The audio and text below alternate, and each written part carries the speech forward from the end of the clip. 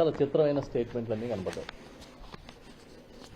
నిన్న ఎన్టీ రామారావు గారి మాజీ ముఖ్యమంత్రి వర్యులు ఎన్టీ రామారావు గారి వర్ధంతి సందర్భంగా చంద్రబాబు నాయుడు గారు ఇచ్చిన స్టేట్మెంట్లని పత్రికలో చదివాం. వేదిక ఏదైనా సరే, ఆ సందర్భం ఎలాంటిదైనా సరే, ఆ వేదికని జగన్మోహన్ రెడ్డి గారిని తలుచుకోవడానికి, తిట్టుకోవడానికి, శాపనార్థాలు పెట్టడానికి మాత్రమే ఉపయోగించుకుంటారు. అలాగే నిన్న ఎన్టీఆర్ వర్ధంతి కార్యక్రమ వేదికను కూడా చంద్రబాబు నాయుడు గారు దానికే వాడాడు బహుశా ఎక్కువ సమయం అంతా. ఆ క్రమంలో ఆయన మాట్లాడిన మాటలు కొన్ని ఇవాళ పెద్ద హెడ్లైన్స్ వేశారు కొన్ని పత్రికల్లో. మాఫియాలే వైకాపా క్రెడిట్ అని, ల్యాండ్, శాండ్, మైను, వైను, గంజాయి, డ్రగ్స్ ఇవన్నీ కూడా వైఎస్ఆర్ పార్టీ పుణ్యం అన్నట్టుగా ఆయన మాట్లాడుతూ ఉన్నారు. క్రెడిబిలిటీ ఎవరికి ఉందో అందరికీ తెలుసని కూడా ఆయనే చెప్పాడు పాపం. నిజమే, ఈ రాష్ట్రంలో ఇప్పటివరకు పరిపాలించిన ముఖ్యమంత్రులను తీసుకుంటే ఎవరికి క్రెడిబిలిటీ ఉందనేది అందరికీ తెలుసు.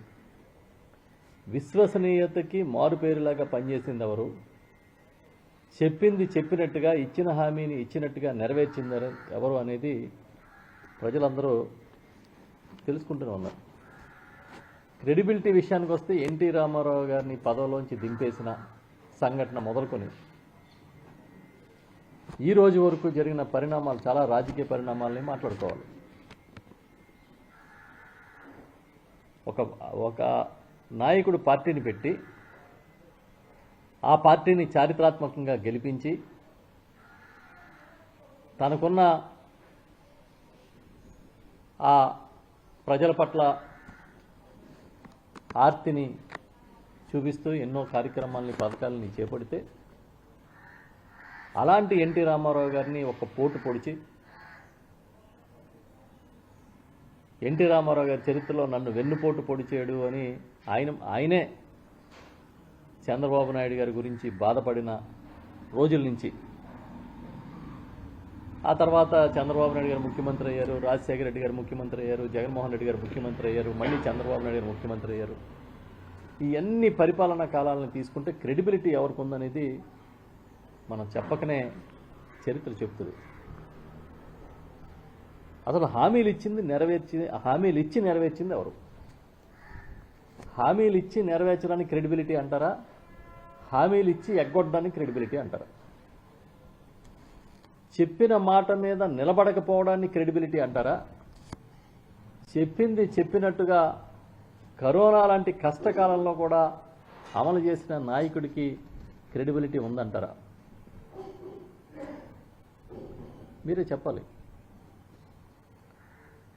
ప్రజల్ని ఎన్నికల ముందు ఇచ్చిన వాగ్దానాలు అమలు చేయకుండా మోసం చేసిన వాళ్ళని, క్రెడిబిలిటీ ఉన్న నాయకులని ఎవరైనా అంగీకరిస్తారా?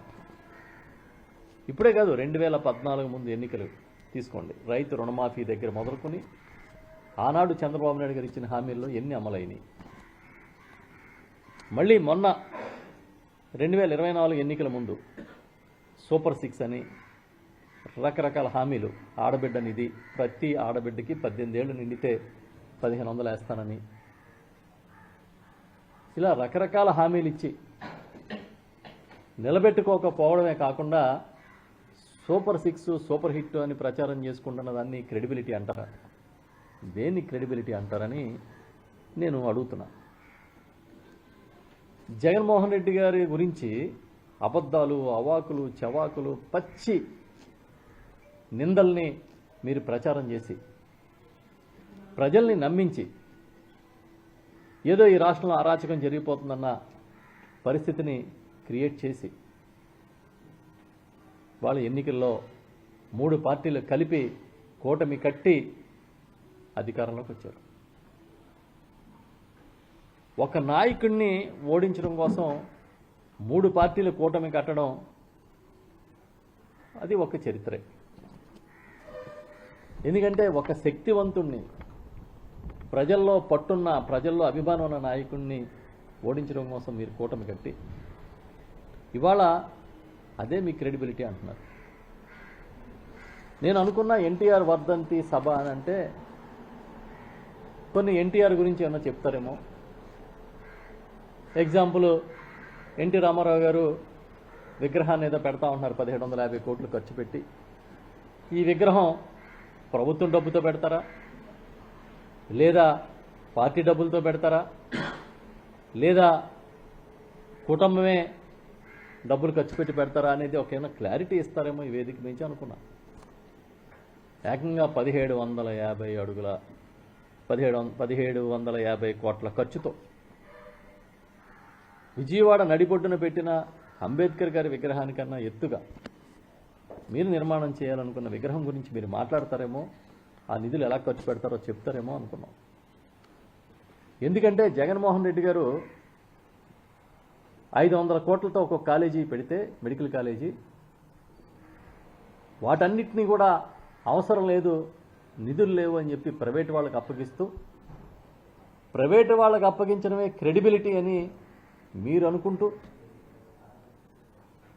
ఇవాళ అప్పుల ఆంధ్రప్రదేశ్గా మార్చిన ఈ రాష్ట్రంలో అప్పులు చేసి పెద్ద పెద్ద వందల వేల కోట్లతో విగ్రహాలు పెట్టడానికి మీరు సిద్ధమవుతూ ఉన్నారు.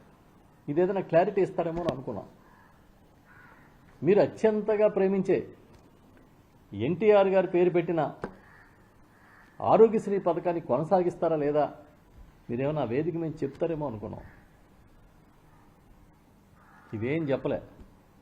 ఇవి చెప్పకుండా కేవలం మీ సోత్కర్ష, మిమ్మల్ని మీరే కీర్తించుకోవడం, జగన్మోహన్ రెడ్డి గారిని దూషించడం, ఇది తప్ప ఇంకోటి ఏం జరగాలి. ఇవాళ మీరు చాలా విషయాలు ప్రస్తావించారు కాబట్టి మేము కూడా డీటెయిల్గానే ప్రస్తావిద్దాం అనుకుంటున్నాం. ఉదాహరణకి ల్యాండ్, శాండ్, మైను, వైను, గంజాయి, డ్రగ్స్ అని మాట్లాడారు కదా, ఒకటి మాట్లాడుకుందాం మనం. ల్యాండ్ గురించే మొదలు పెడదాం. ఈ రాష్ట్రంలో పప్పు బెల్లాల కన్నా చౌకగా భూముల్ని ప్రైవేటు వారికి, కార్పొరేట్ కంపెనీలకి దోచి పెడుతున్నది చంద్రబాబు నాయుడు గారు, అవునా కాదా? పప్పు బెల్లాల కన్నా, ఒక కప్పు టీ కన్నా తక్కువ ధరకి మీరు ఎకరాల భూముల్ని దారదత్తం చేస్తున్నమాట నిజమా అబద్ధమా? కార్పొరేట్ కంపెనీలకి వందలాది ఎకరాలని అర్హత లేని కంపెనీలు, కెపాసిటీ లేని కంపెనీలని రాత్రికి రాత్రి పట్టుకొచ్చి మీరు విలువైన భూముల్ని కట్టబెడుతున్న వాస్తవం ఇవాళ కళ్ళ ముందుంటే దాన్ని ఏమంటారో అని అడుగుతున్నాం మేము. చెప్పండి మీరు. ఇవాళ అన్ని మాఫియాలు మీరే నడుపుతారు. ముందుగా మేము ల్యాండ్ విషయం మాట్లాడుతున్నాను కాబట్టి ల్యాండ్కి సంబంధించి చెప్తా.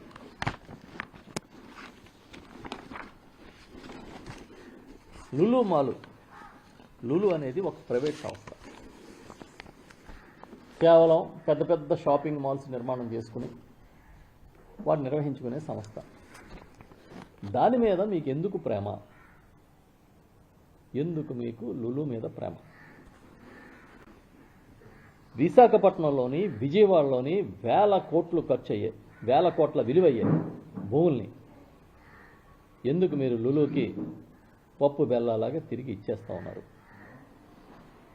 లులు మాల్ కోసం ఇంచుమించుగా 3,000 కోట్ల రూపాయల విలువైన భూముల్ని ఇటు విశాఖపట్నంలోనూ అటు విజయవాడలోనూ మీరు కట్టబెడుతున్నమాట నిజమా అబద్ధమా? అది కూడా నామమాత్రపు లీజుకి. లులు ఒక సంస్థ యజమాని ఒక ఉత్తరం రాస్తే మీరు నామమాత్రపు లీజుకి భూములు ఇస్తున్నమాట నిజమా అబద్ధమా? విశాఖపట్నంలో హార్బర్ పార్క్ దగ్గర ఇంచుమించుగా బహిరంగ మార్కెట్లో ఎకరం 150 కోట్లున్న భూమిని, అంటే సుమారు 2,000 కోట్ల రూపాయల విలువైన భూమిని మీరు 99 ఏళ్లకి రాసిస్తున్నమాట నిజమే కదా? దీన్ని ఏమంటారు చంద్రబాబు నాయుడు? మాఫియా పనులు అంటారా, ఇంకేమన్నా అంటారా అని అడుగుతున్నాం మేము. పైగా అక్కడ లూలు మాల్ కట్టే వరకు లీజ్ ఉండదు. ఆ స్థలంలో 13.5 లక్షల చదరపు అడుగులు భూములు నిర్మాణాలు చేస్తే అందులో 3,30,000 అడుగుల నిర్మాణాలు అమ్మేసుకోవచ్చు అంట లూలు. ఇదే కాకుండా వాళ్ళకి అడిగిన ప్రతి అంశంలోనే మీరు మేలు చేస్తూ నిర్ణయాలు తీసుకుని జీవోలు ఇచ్చారా లేదా అని మేము అడుగుతున్నాం. దీంతోపాటు విజయవాడలో ఆర్టీసీ భూమి 4 ఎకరాల 15 సెంట్ల భూమిని 99 ఏళ్లకి నడి మధ్యలో, నగరం నడి మధ్యలో మాల్ కోసం ఇంచుమించుగా అక్కడ 600 కోట్ల రూపాయల విలువైన భూమిని మీరు ఇస్తూ ఉంటే లులు పెట్టుబడి పెట్టేది 156 కోట్లు. దీన్ని స్కామ్ అంటారా, ఏమంటారు? మేము అడుగుతున్నాం, చెప్పండి. ఎందుకు మీకు లులు మీద ప్రేమ? ఇదే కాదు, చాలా కంపెనీలు పట్టుకొచ్చారు. వర్ష అని ఒక కంపెనీని పట్టుకొచ్చారు. ఇంచుమించు విశాఖపట్నంలో 3,000 కోట్ల విలువైన భూమిని 99 పైసలకి ఎకరం చొప్పున 60 ఎకరాలు కేటాయించడం అనే దాన్ని ఏమంటారని అడుగుతున్నాం. 10 లక్షల క్యాపిటల్తో పెట్టుబడితో 2 నెలల క్రితం ఏర్పాటైన ఒక కంపెనీకి, అమెరికాలో ఏర్పాటైన కంపెనీని తీసుకొచ్చి రాత్రికి రాత్రి 60 ఎకరాలని తీర్మానం చేసి ఎకరం 99 పైసలకి ఏ విధంగా ఇచ్చేస్తున్నారని అడుగుతున్నాం. ఇదే కాకుండా టీసీఎస్కి, టాటా కన్సల్టెన్సీ సర్వీసెస్కి 21.16 ఎకరాలు 99 పైసలకి లీజుకి మీరు ఇచ్చేస్తున్నమాట అబద్ధమా? ఈ విధంగా మీరు భూముల్ని పప్పు బెల్లాలాగా పంచుతున్నారు. 99 పైసలకి ఎకరం ఏంటని అడిగితే చంద్రబాబు నాయుడు గారి కుమారుడు మంత్రి గారు ఆయన ఏం చెప్తారంటే మొత్తమే 99 పైసలకి ఇచ్చేస్తాను అడగడం మీకెవరో అని అడుగుతున్నాడు ఆయన. మీరెవరు అడుగుతున్నారో అని అడుగుతున్నారు. మీరేమన్నా ఈ రాష్ట్రానికి ఓనర్లు అనుకుంటున్నారా? ఈ రాష్ట్రాన్ని ప్రజలు మీకు రాసిచ్చారనుకుంటున్నారా? జస్ట్ మీరు కస్టోడియన్స్ మాత్రమే. వాళ్ళది కాదు ఇది. ఆపద్ధర్మ ముఖ్యమంత్రిగా ఉన్నప్పుడు చంద్రబాబు నాయుడు గారు బెల్లిరావు అనే ఆయనకి, ఐఎంజీ భారత్ అనే కంపెనీకి 100 ఎకరాలు గచ్చిబౌలిలో ఎకరం 50,000 రూపాయలకి ఇస్తే అది పెద్ద స్కామ్గా మారి అది కోర్టుల్లో ఇప్పటి వరకు నడుస్తున్న మాట అబద్ధమా? భూములు పంచేది మీరు, పంచుకు తినే కార్యక్రమాన్ని ప్రోత్సహించేది మీరు. మీరు మీ చుట్టుపక్కల ఉన్న వాళ్ళు బాగుపడే విధంగా విధాన నిర్ణయాలు తీసుకునేది మీరు. మీరు భూముల్లో మాఫియాలు జరుగుతున్నాయి, స్కాములు జగన్మోహన్ రెడ్డి గారి ఆధ్వర్యంలో జరిగినాయని ఏ విధంగా చెబుతారని అడుగుతున్నా. చివరికి జిఎంఆర్ సంస్థకు కూడా విశాఖపట్నం ఎయిర్పోర్ట్ రావడానికి జగన్మోహన్ రెడ్డి గారు ఏదైతే సపోర్ట్ చేశారో ఆ సంస్థ దగ్గర కూడా మీకు ఇంత ల్యాండ్ అవసరం లేదు, 500 ఎకరాలు ప్రభుత్వం వెనక్కి తీసుకుంటుందని చెప్పిన ఘనత జగన్మోహన్ రెడ్డి గారిది. మీరేం చేశారు? వచ్చి మళ్ళీ 500 ఎకరాలు కూడా వాళ్ళకే కట్టబెట్టారు.